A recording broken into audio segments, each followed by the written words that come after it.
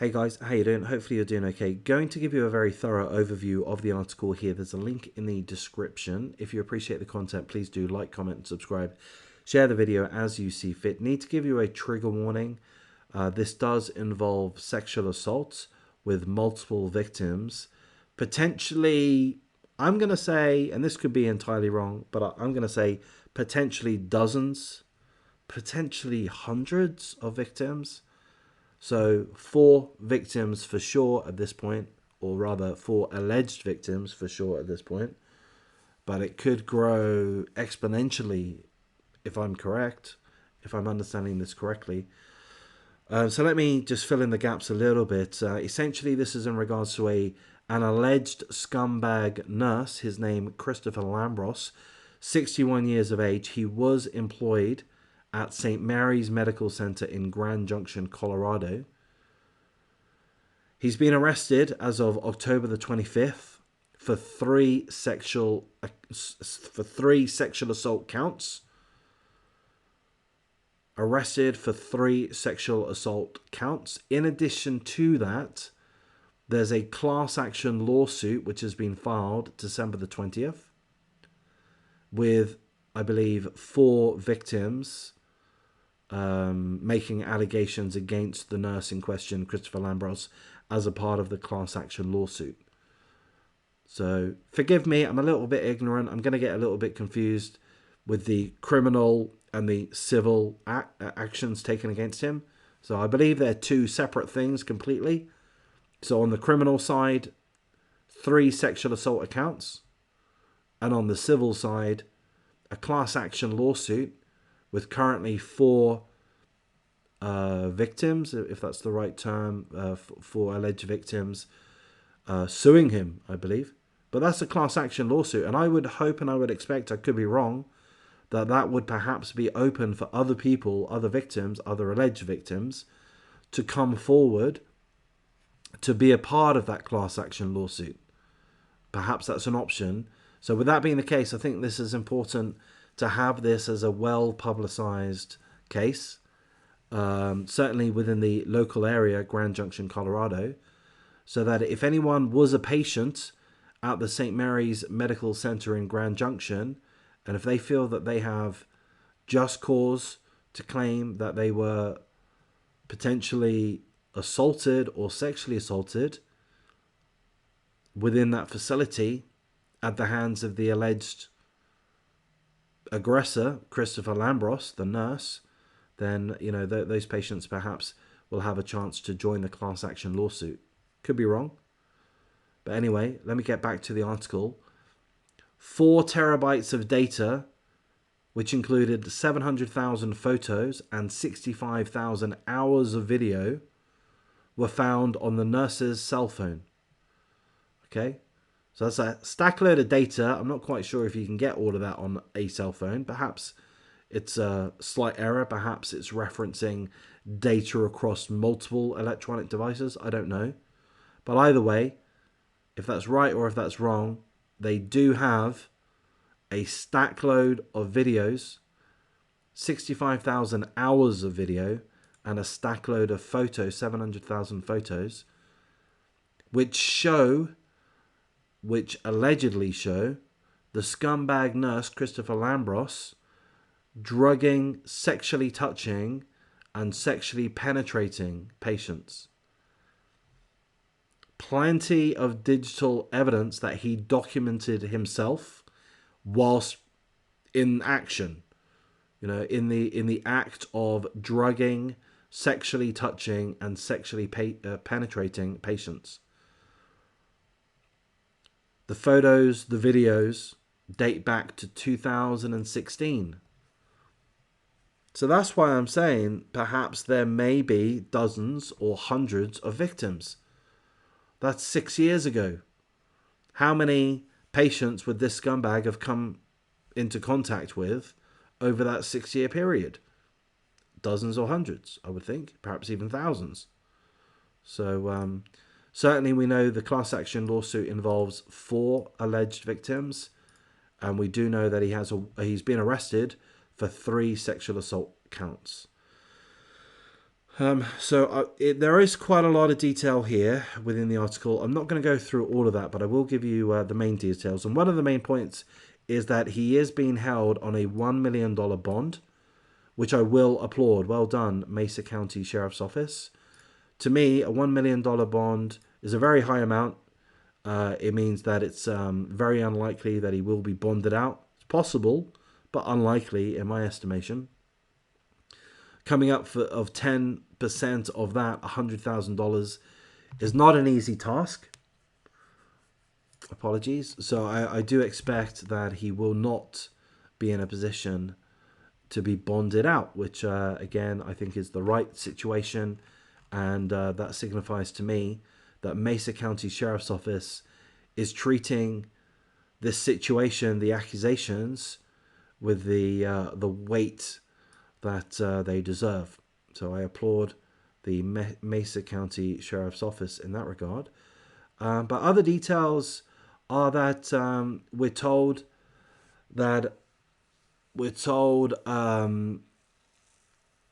he allegedly, the nurse in question, allegedly exposed himself to patients, sexually touched them, and recorded himself in the actions. We're given one example here. Actually, we're given a few examples, but I'll go through this one. The nurse, Christopher Lambros, drugged and assaulted, or rather, let me say the word alleged. Allegedly, the nurse, Christopher Lambros, drugged and assaulted one of the victims on June the 24th and again June the 25th, whilst the victim was in the intensive care unit.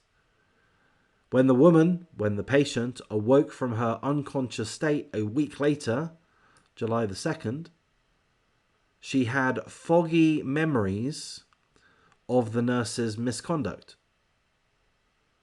So she was in the intensive care unit. We don't know why, but obviously for a very serious condition. Seemingly, she was unconscious for a week, if I'm understanding this correctly. And it's believed that she was assaulted on 2 days, June the 24th and June the 25th. I believe, I suspect, I guess, I'm speculating that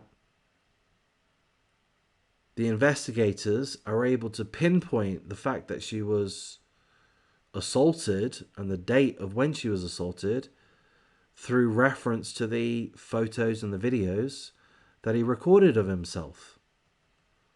I mean, I'm kind of guessing there, but that's my take on it. So apparently when she awoke from her unconscious state, she had foggy memories of the nurse's misconduct. Seemingly, she didn't know exactly what happened, but she did feel that the nurse was a bad man.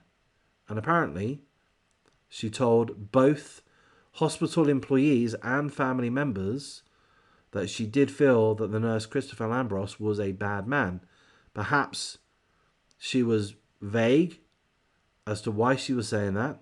Perhaps she didn't quite understand what had happened to her, that she had been assaulted due to having foggy memories, due to her being drugged, you know?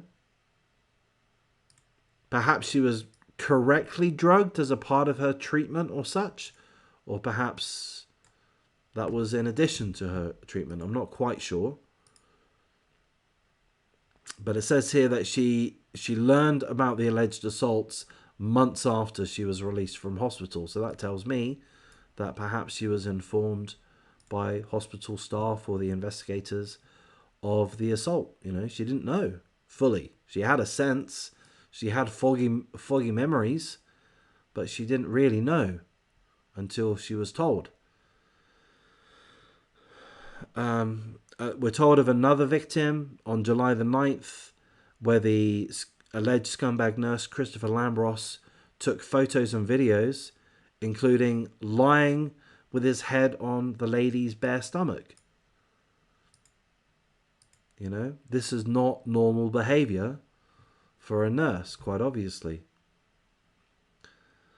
So the lawsuit's fundamental argument, if I understand correctly, is that the hospital and thereby the organizations that own or are otherwise responsible for the hospital, and those organizations which are, you know, higher up in the chain, if I understand correctly, are SCL Health and Intermountain Healthcare. The lawsuit fundamentally argues that the hospital staff should have known what was going on. They should have known that Christopher Lambros was acting in inappropriate, perverse ways, sexually assaulting, even sexually penetrating patients. So the argument is that there would have been plenty of opportunity for the hospital to identify the nurse's alleged wrongdoings. There ought to be CCTV footage, left, right, and centre. They should have questioned his use of sedative medication. You know, the use of such medication ought to be documented. If it's not correctly documented, then investigations ought to have taken place. It's argued that the nurses or such, the staff, should have been able to identify evidence of sexual assault on the patients. You know, why didn't they notice bleeding, bruising, redness on the patients and question how the heck did that happen? You're a patient, you're lying in your hospital bed, why are you bleeding in places that you've not been operated on? What's going on there? So the lawsuit is saying that given the very high number of photos, the very not high number of, or the length of videos, the fact that, or the alleged fact that these incidences have been going on since 2016, the lawsuit is saying, guys, this happened way too regularly for you guys not to have noticed this. You know, either you did notice this and sweep it under the rug, turned a blind eye, didn't act on it adequately, or you had your head in the sand the whole way and you didn't have adequate processes in place to ensure the safety for the patients within the facility. That's fundamentally what the lawsuit is arguing, in my understanding. So that's really all the information that I wish to go through. It is a fairly long article. There's a link in the description. If you appreciate the coverage, please do like, comment, subscribe, share the video as you see fit. I'll wrap things up, but I will say that I do, once more, I'm going to reiterate rather, that I do feel strongly that this is a case that really does need to be well publicized within the local area, Grand Junction, Colorado. Again, so that other victims can come forward. You know, let's remember the victims could be in the dozens, could be in the hundreds, maybe even 1,000. There could be a lot of victims, and they may not know that they have been victimized. You know, they may have a sneaky suspicion. They may not know. Why would they not be aware? Well, because potentially they could have been drugged.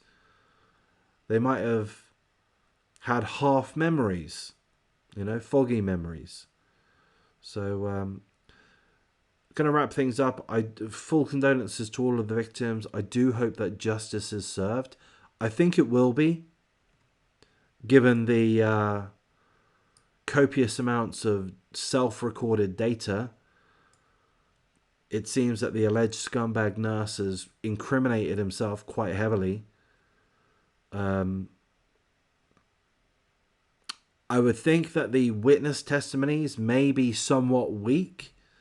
You know, if they are reliant